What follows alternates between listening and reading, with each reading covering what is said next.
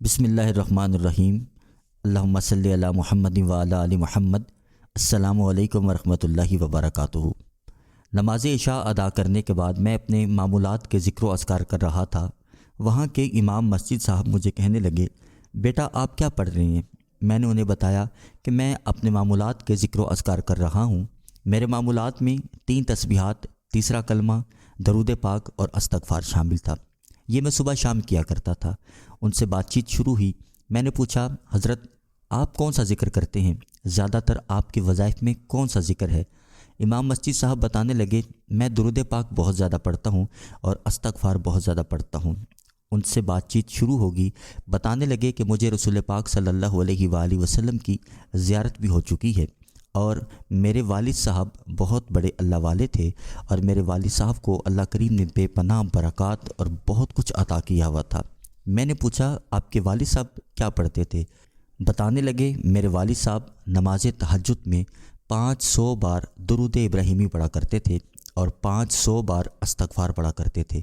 میرے والد محترم کو 20 مرتبہ سے زائد رسول پاک صلی اللہ علیہ وآلہ وسلم کی زیارت نصیب ہوئی، اور میرے والد صاحب کو درود ابراہیمی کی برکت سے اللہ کریم نے بہت کچھ نوازا ہوا تھا۔ بہت بڑے اللہ والے تھے۔ بتاتے ہیں کہ ایک دفعہ میرے والد صاحب گھر سے ایک جائے نماز اور ایک سفید سوٹ لے کر نکلے، اپنے ایک خادم کے ساتھ جا رہے تھے، تو راستے میں ایک موسیقی کی محفل ہو رہی تھی۔ میرے والد صاحب نے اپنے خادم سے کہا، وہ جو ڈھول پہ بندہ بیٹھا ہوا ہے اس کو بلا کر لے آؤ۔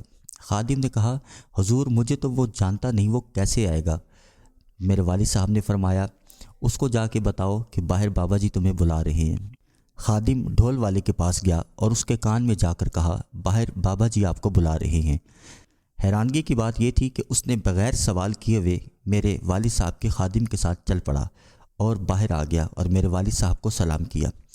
میرے والد صاحب اور ان کے خادم اور یہ ڈھول والا گاؤں سے باہر جانے لگے۔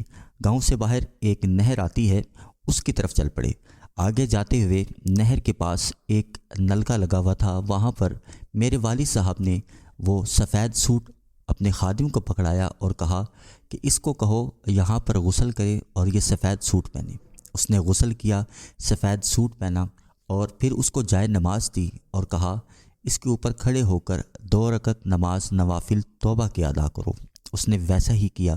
جب اس نے نوافل ادا کر لیے، میرے والد صاحب نے اس کو گلے لگایا، اس سے سلام لیا اور فرمایا، یہ تمہارا راستہ ہے، اس راستے پہ چلے جاؤ اور پیچھے مڑ کے نہیں دیکھنا۔ اس نے ویسا ہی کیا، جائے نماز پکڑی، سلام لیا، گلے لگا اور چل پڑا اور پیچھے مڑ کے نہیں دیکھا۔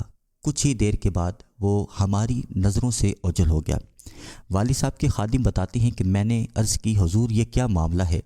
میرے والد صاحب خاموش رہے اور کہا، صبر کرو، تمہیں بتاتا ہوں، چلو واپس چلیں۔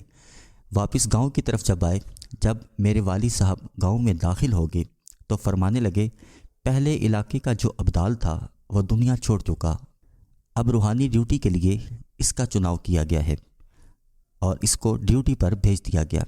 درود شریف کی برکت سے اللہ کریم نے میرے والد کو روحانی ڈیوٹیاں عطا کی ہوئی تھیں، اور اس درود پاک کی برکت سے اللہ کریم نے نسلوں کو بھی نوازا۔